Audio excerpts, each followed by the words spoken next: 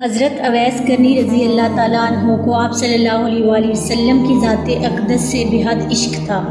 یہی وجہ ہے کہ آپ صلی اللہ علیہ وآلہ وسلم فرمایا کرتے تھے کہ یمن کی طرف سے مجھے محبت کی خوشبو آتی ہے، کیونکہ وہاں میرا دوست اویس کرنی رہتا ہے۔ آپ صلی اللہ علیہ وآلہ وسلم نے فرمایا کہ قیامت کی روز حاکم تعالیٰ 70,000 فرشتے پیدا کریں گے، جن کی اشکال خواجہ اویس کرنی جیسی ہوں گی، اور ان کے جلوس میں خواجہ صاحب کو بہشت کی طرف لے جایا جائے گا۔ ساری کائنات یہ منظر دیکھے گی، مگر کوئی شخص پہچان نہیں پائے گا کہ اصل خواجہ کرنی کون ہے۔ اللہ نے جس طرح دنیا میں ان کو لوگوں سے چھپائے رکھا، اسی طرح قیامت کو بھی ان کو غیر کی نگاہوں سے محفوظ رکھے گا، کیونکہ حق تعالیٰ کا فرمان ہے کہ میرے دوست میری قبا کے نیچے رہتے ہیں، اور اسی وجہ سے ان کو کوئی پہچان نہیں سکتا۔ اور حضرت اویس کرنی کو سوائے چند لوگوں کے کسی نے بھی نہیں دیکھا۔ حضرت اویس کرنی رضی اللہ تعالیٰ عنہ اسلام آنے سے پہلے ہی اس دنیا میں تشریف لا چکے تھے۔ بچپن میں ہی آپ والد کی شفقت سے محروم ہو گئے، اس لیے بچپن میں ہی محنت مزدوری کرنی پڑی۔ آپ لوگوں کے اونٹ اجرت پر چرایا کرتے تھے، اور اس اجرت سے اپنا اور اپنی ضعیف اور نابینا والدہ کا پیٹ پالا کرتے تھے۔ اس کے علاوہ جو تھوڑی سی رقم بچ جاتی وہ لوگوں میں تقسیم کر دیا کرتے تھے۔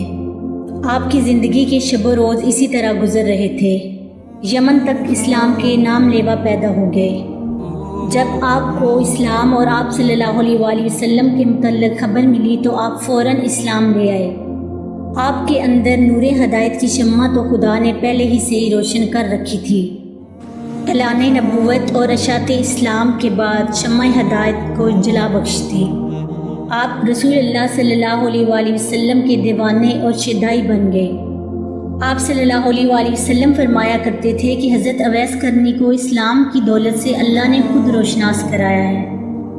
آپ رسول اللہ صلی اللہ علیہ وآلہ وسلم فرمایا کرتے تھے کہ یہ اللہ تعالیٰ کا بڑا فضل و کرم ہے کہ وہ میرا نادیدہ عاشق اور صادق بن کے خواجہ اویس کرنی کو قرب رسول اور دیدار حبیب کا بڑا اشتیاق تھا، مگر آپ کو چشم باطنی کے اشارے سے آپ صلی اللہ علیہ وآلہ وسلم نے کچھ وجوہات کی بنا پر مدینے آنے سے روک دیا۔ آپ صلی اللہ علیہ وآلہ وسلم نے خواجہ صاحب کو حکم دیا کہ آپ ہر وقت میری چشم باطن کے سامنے ہیں، لہٰذا آپ مدینے آنے کی بجائے اپنی والدہ کی خدمت میں مصروف رہیں۔ غزوہ احد میں کفار کے حملے سے آپ صلی اللہ علیہ وآلہ وسلم کے 2 دانت مبارک شہید ہو گئے۔ تمام مسلمانوں کو اس بات کا بہت صدمہ ہوا، مگر جس عاشق رسول نے اس کو حقیقی شکل میں محسوس کیا، اس کو دنیا حضرت خواجہ اویس کرنی کے نام سے جانتی ہے۔ آپ فرماتے ہیں کہ مجھے جب معلوم ہوا کہ میرے آقا سردار دو عالم کے 2 دانت مبارک شہید ہو گئے تو مجھے یہ بالکل معلوم نہیں تھا کہ آپ کے کون سے دانت مبارک شہید ہو گئے، مگر آپ کی موافقت نے بے چین کر دیا۔ میں نے پہلے ایک دانت توڑا، پھر مجھے خیال ہوا کہ شاید یہ والا نہ ہو، پھر دوسرا توڑا، پھر تیسرا توڑا۔ غرض یہ کہ جوں جنون موافقت شدت اختیار کرتا گیا، میں دانت توڑتا چلا گیا، حتیٰ کہ سارے دانت توڑ ڈالے۔ اللہ تعالیٰ کو اپنے محبوب کے اس عاشق کی یہ ادا بڑی پسند آئی، اور اس کے لیے کیلے کا درخت پیدا کر دیا، کیونکہ ٹوٹے ہوئے دانتوں کے ساتھ نرم غذا کے علاوہ کچھ نہیں کھا سکتے تھے۔ آپ صلی اللہ علیہ وآلہ وسلم سے وقت وصال پوچھا گیا کہ آپ کا فیقہ ہم کس کو دیں؟ آپ صلی اللہ علیہ وآلہ وسلم نے فرمایا اویس کرنی کو۔ اس مقصد کے لیے حضرت عمر فاروق اور حضرت علی کوفہ تشریف لے گئے، اور نماز جمعہ میں خطبے میں کہا گیا کہ نجد سے تعلق رکھنے والے جتنے لوگ ہیں وہ سب کھڑے ہو جائیں۔ چنانچہ اہل نجد کھڑے ہو گئے۔ ان سے پوچھا گیا کہ شہر میں کوئی اویس کرنی نام کا شخص ہے؟ سب نے جواب دیا کہ ہم اویس کرنی سے بالکل شناسا نہیں ہیں۔ ہاں، البتہ ایک دیوانہ ہے جو لوگوں سے بیزار ہو چکا ہے، جو ہر وقت ویرانوں میں رہتا ہے، آبادی کی طرف بالکل نہیں آتا۔ حضرت عمر اور حضرت علی نے عرض کی وہ کہاں ہے، ہمیں اس سے ملواؤ۔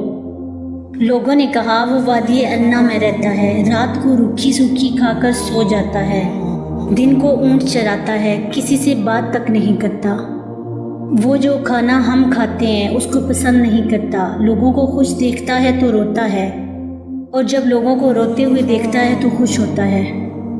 جب حضرت علی اور حضرت عمر وادی میں پہنچے تو انہوں نے دیکھا کہ خواجہ اویس کرنی نماز ادا کر رہے ہیں اور ان کے اونٹوں کو فرشتے چرا رہے ہیں۔ جب اویس کرنی نماز سے فارغ ہوئے تو حضرت علی نے انہیں سلام دیا۔ آپ نے جواب میں کہا وعلیکم السلام۔ حضرت علی نے آپ سے نام پوچھا تو جواب دیا کہ میرا نام اللہ کا بندہ ہے۔ حضرت عمر نے کہا کہ اللہ کے بندے تو ہم سب ہیں، اپنا خاص نام بتائیں۔ خواجہ صاحب بولے کہ میرا نام اویس کرنی ہے۔ حضرت عمر نے ان کا ہاتھ پکڑ کر وہ نشان دیکھا جس کے متعلق آپ صلی اللہ علیہ وآلہ وسلم اکثر فرمایا کرتے تھے کہ وہ نشان اویس کی شناخت کی علامت ہوگا۔ حضرت عمر نے جب وہ نشان علامت خواجہ اویس کے ہاتھ پر دیکھا تو ان کے ہاتھ کو بوسہ دیا اور کہا کہ اے اویس کرنی، رسول اللہ صلی اللہ علیہ وآلہ وسلم نے آپ کو سلام بھیجا ہے اور ساتھ ہی یہ فرقہ بھی عنایت فرمایا ہے اور وصیت فرمائی ہے کہ آپ امت محمدیہ کی بخشش کے لیے دعا کریں۔ حضرت اویس کرنی نے فرمایا کہ اے عمر اور علی، آپ تو مجھ سے زیادہ خاص ہیں اور مجھ سے زیادہ اول ہیں، دعا تو آپ لوگ کریں کیونکہ آپ کا مرتبہ خدا کے دربار میں بہت بلند ہے۔ حضرت عمر اور حضرت علی نے یک زباں ہو کر بولا کہ ہم تو دعا کرتے ہیں، مگر حضور پاک صلی اللہ علیہ وآلہ وسلم نے وصیت کی ہے کہ آپ دعا فرمائیں۔ خواجہ اویس کرنی نے پھر کہا کہ اے عمر اور علی، آپ غور کر لیجئے، شاید میں وہ اویس نہ ہوں، وہ کوئی اور ہو جس کا ذکر محبوب خدا نے فرمایا ہو۔ حضرت عمر فاروق نے فرمایا کہ اے اویس، رسول اللہ صلی اللہ علیہ وآلہ وسلم نے آپ کے متعلق 2 نشان بتائے تھے اور وہ دونوں نشان آپ کے پاس موجود ہیں، لہٰذا ہماری پہچان، شناخت اور پہنچ بالکل درست ہے۔ حضرت اویس کرنی نے فرمایا کہ اے علی اور عمر، لائیے وہ فرقہ مجھے عطا کیجیے تاکہ میں آپ صلی اللہ علیہ وآلہ وسلم کے حکم کے مطابق دعا کروں۔ جب ان کو یہ فرقہ دیا گیا تو وہ حضرت عمر اور حضرت علی سے کچھ فاصلے پر چلے گئے اور زمین پر سجدہ ریز ہو کر بارگاہ الہی میں عرض کی کہ اے خداوند عالم، میں اس وقت تک یہ فرقہ نہیں پہنوں گا جب تک تو سرکار دو عالم کی ساری امت کو میری سفارش پر بخش نہ دے، کیونکہ سرکار دو عالم نے یہ حکم مجھ تک پہنچایا ہے اور عمر فاروق اور حضرت علی نے مجھ تک پہنچانے کے فرائض انجام دیے ہیں۔ اب تیرا کام ہے، تو میری دعا سن لے اور قبول کر لے۔ اللہ تعالیٰ نے فرمایا کہ اے اویس، ہم نے تیری دعا کی برکت سے چند لوگوں کو تیری سفارش پر بخش دیا ہے۔ آپ نے پھر عرض کی، یا باری تعالیٰ، جب تک تو سب کو نہیں بخشے گا میں یہ نہیں پہنوں گا۔ پھر آواز آئی، میں نے کئی ہزار فرد بخش دیے ہیں۔ عرض کی، مولا، میں سب کو بخشوانا چاہتا ہوں۔ ابھی یہ چل ہی رہا تھا کہ حضرت عمر اور حضرت علی آپ کے قریب چلے آئے۔ حضرت اویس کرنی نے کہا کہ آپ لوگ یہاں کیوں آئے ہیں؟ میرا اور خدا کا سلسلہ جاری تھا، آپ لوگوں کی آمد نہ ہوتی تو میں نے اس وقت تک یہ فرقہ نہیں پہننا تھا جب تک اپنے آقا کی ساری امت کو نہ بخشوا لیتا، اور مجھے پورا یقین تھا کہ حق تعالیٰ نے میری سفارش پر حضور پاک صلی اللہ علیہ وآلہ وسلم کی امت کے ہر فرد کو بخش دینا تھا۔ مشہور صحابی حضرت ربیع رضی اللہ تعالیٰ عنہ کہتے ہیں کہ جب میں اویس کرنی کی زیارت کو گیا تو میں نے انہیں فجر کی نماز میں مشغول پایا۔ نماز سے فارغ ہوئے تو اپنے درود و وظائف میں مصروف ہو گئے، یہاں تک کہ ظہر کی نماز کا وقت آ گیا۔ پھر تمام نمازوں اور ذکر الہی میں ایسے مگن ہوئے کہ ساری رات گزر گئی۔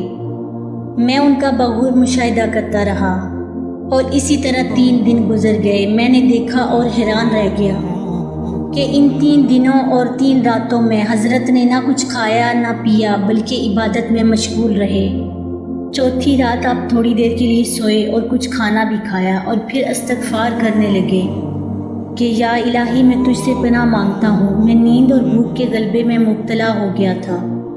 حضرت ربیع کہتے ہیں کہ خواجہ اویس کرنی نے راتوں کی تقسیم کی ہوئی تھی، ایک رات سجدے میں گزارتے تو پوری رات ہی سجدے میں گزار دیتے، اگر رکوع کرتے تو پوری رات ہی رکوع میں گزار دیتے، اور کوئی رات قیام میں ہی بسر کر دیتے، غرض یہ کہ ہر رات کو دوسری رات کی طرح زندہ رکھتے تھے۔ خواجہ اویس کرنی کو حضرت عمر نے پیغام بھیجا کہ اگر آپ کی اجازت ہو تو کوفہ کی گورنر کو لکھوں کہ وہ آپ کا خاص خیال رکھیں۔ خواجہ صاحب نے جواب دیا کہ میں خصوصیت کے ساتھ زندگی بسر کرنے کے سخت خلاف ہوں۔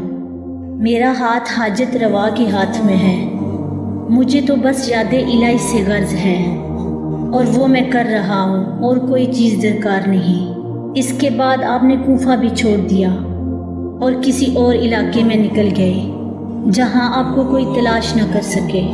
ایک دفعہ کا واقعہ ہے کہ حضرت اویس کرنی کو آپ صلی اللہ علیہ وآلہ وسلم کے دیدار کا شوق اس قدر پیدا ہوا کہ انہوں نے مدینے آنے کا ارادہ کر لیا۔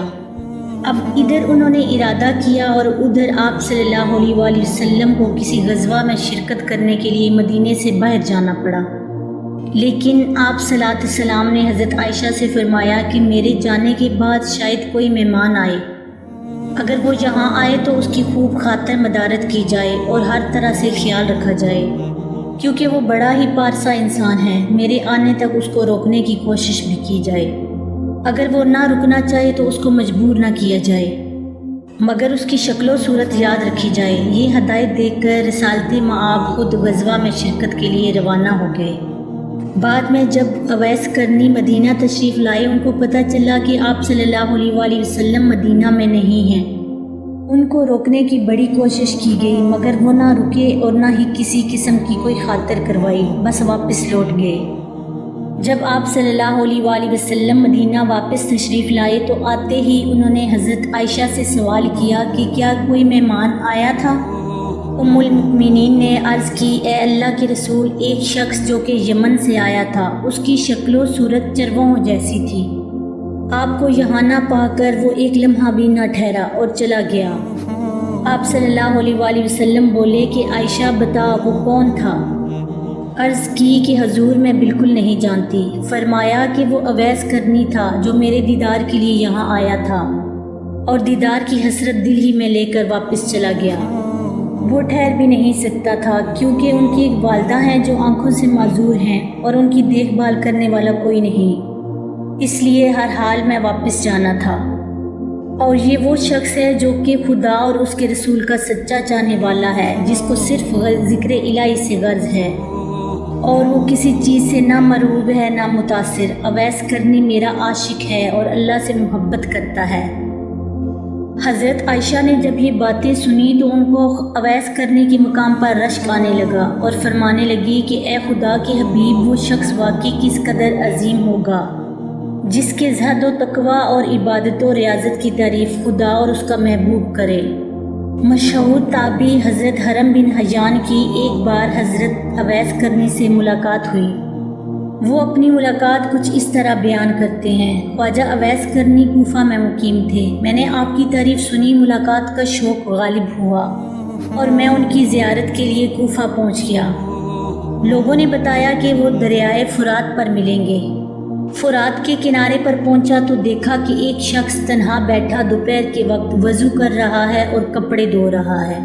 میں اویس کرنی کے اوصاف سن چکا تھا، اس لیے فوراً ہی پہچان لیا۔ ان کا جسم فربا اور رنگ گندمی تھا، سر منڈا ہوا تھا، داڑھی بہت گھنی تھی، بدن پر بہت بال تھے، چہرہ بہت بڑا تھا، صوف کا پاجامہ پہنا ہوا تھا اور صوف کی ایک چادر جسم پر تھی۔ میں نے وہاں پہنچ کر سلام کیا، انہوں نے جواب دیا اور میری طرف دیکھ کر کہا کہ اللہ تمہیں سلامت رکھے۔ تو میں نے مصافحے کے لیے ہاتھ بڑھایا، لیکن انہوں نے مصافحہ کرنے سے گریز کیا اور اپنے پہلے والے الفاظ پھر دہرائے کہ اللہ تمہیں سلامت رکھے۔ مجھے ان کی حالت پر بڑا ترس آیا اور آنسو بہنے لگے۔ جب میں نے رقت بھرے لہجے میں کہا کہ اویس، خدا تم پر رحم کرے، انہوں نے مجھ سے مخاطب ہو کر کہا کہ حرم بن حیان، خدا تم پر رحم کرے۔ میرے بھائی، تمہارا کیا حال ہے؟ تم نے میرا نام پتہ کہاں سے لیا؟ کس نے بتایا؟ میں نے عرض کیا کہ خدا نے۔ مگر اویس، یہ تو بتاؤ کہ تمہیں میرا اور میرے باپ کا نام کیسے معلوم ہوا؟ اس سے پہلے نہ میں نے تمہیں دیکھا نہ تم نے مجھے۔ حضرت اویس نے جواب دیا کہ تمہارا نام مجھے اس نے بتایا ہے جس کے علم و خبر سے کوئی چیز باہر نہیں۔ میری روح نے تمہاری روح کی طرف توجہ کی اور میری روح نے تمہاری روح کو پہچان لیا۔ مومنین کی روحیں ایک دوسرے کو پہچان لیتی ہیں۔ میں نے عرض کی، رسول اللہ صلی اللہ علیہ وآلہ وسلم کی کوئی حدیث مبارک سنائیے تاکہ میں اسے یاد کر لوں۔ حضرت اویس کرنی نے فرمایا کہ میں نے سرکار دو عالم صلی اللہ علیہ وآلہ وسلم کی شرف صحبت حاصل نہیں کی، البتہ حضور پاک صلی اللہ علیہ وآلہ وسلم کے صحابہ کو دیکھنے کی سعادت نصیب ہوئی ہے، اور تم لوگوں کی طرح ان کی زبان سے بھی میں نے حضور پاک صلی اللہ علیہ وآلہ وسلم کی احادیث سنی ہیں، لیکن میں اپنے اوپر یہ دروازہ کھول کر محدث، مفتی اور قاضی کہلانا پسند نہیں کرتا۔ مجھے خود اپنے نفس کے بہت سے کام ہیں، یہ کہہ کر وہ میرا ہاتھ پکڑ کر چومنے لگے۔ میں نے درخواست کی کہ پھر قرآن حکیم کی ہی کچھ آیات سنا دیجئے، میرے دل میں آپ کی زبان سے قرآن سننے کا بے حد اشتیاق ہے۔ میری آپ سے محبت اور عقیدت خدا کے لیے ہے، میرے لیے دعا فرمائیے اور کچھ وصیت فرمائیے۔ میری درخواست سن کر اویس کرنی نے اعوذ باللہ من الشیطان الرجیم پڑھا اور چیخ مار کر رونے لگے، تو فرمایا میرے رب کا ذکر بلند ہے، اس کا قول سب سے سچا ہے، اس کا کلام سب سے اچھا ہے۔ یہ کہہ کر انہوں نے کچھ آیات کی تلاوت کی اور بے ہوش ہو گئے۔ ہوش میں آئے تو فرمایا حرم بن حیان تمہارا باپ مر گیا ہے، عنقریب تم کو بھی مر جانا ہے، کیا خبر جنت میں جائیں یا جہنم میں؟ ابن حیان آدم فوت ہو گئے، حوا فوت ہو گئی، ابن حیان نوح اور ابراہیم خلیل اللہ فوت ہو گئے، ابن حیان موسیٰ اور داؤد فوت ہو گئے، ابن حیان محمد رسول اللہ صلی اللہ علیہ وآلہ وسلم فوت ہو گئے، ابو بکر صدیق فوت ہو گئے، ابن حیان میرے بھائی عمر بن خطاب فوت ہو گئے۔ اور یہ کہہ کر انہوں نے مغفرت کی دعا کی۔ اس وقت تک حضرت عمر فاروق رضی اللہ تعالیٰ عنہ زندہ تھے، اس لیے میں نے کہا کہ خدا آپ پر رحم کرے، حضرت عمر فاروق تو ابھی فوت نہیں ہوئے۔ فرمایا ہاں، جو کچھ میں نے کہا ہے اگر تم اس کو سمجھو تو جان جاؤ گے، میں اور تم بھی مردہ ہی ہیں۔ جب یہ باتیں ختم ہو گئیں تو اس کے بعد حضرت اویس کرنی نے سرکار دو عالم صلی اللہ علیہ وآلہ وسلم پر درود بھیجا، کچھ اور دعائیں پڑھی اور فرمایا کہ حرم بن حیان میری وصیت یہ ہے کہ اللہ کی کتاب کو مضبوطی سے پکڑ لو، اہل اللہ کی صحبت اختیار کرو، نبی اکرم صلی اللہ علیہ وآلہ وسلم پر ہمیشہ درود و سلام بھیجتے رہو۔ میں نے اپنی اور تمہاری موت کی خبر دے دی ہے، آئندہ کسی سعادت موت سے غافل نہ رہنا، واپس جا کر اپنی قوم کو بھی نصیحت کرنا اور ڈرانا، خبردار جماعت کا ساتھ کبھی نہیں چھوڑنا، ورنہ بے دین ہو جاؤ گے اور قیامت میں آتش دوزخ کا ایندھن بننا پڑے گا۔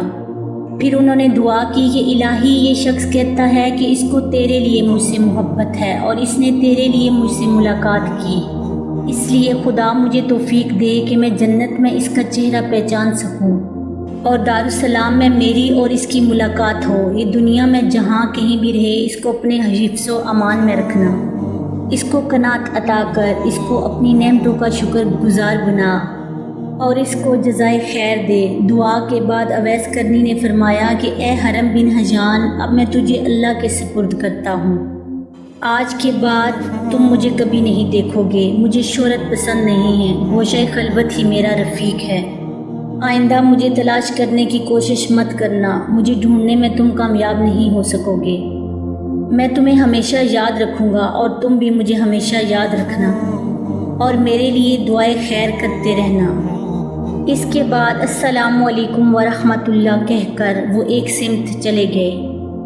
حرم بن حیان نے اس کے بعد بہت تلاش کیا لیکن کسی سے ان کے بارے میں کچھ بھی معلوم نہیں ہو سکا، البتہ کوئی ہفتہ ایسا نہیں رہا جس میں ان کو ایک یا دو بار خواب میں نہ دیکھوں۔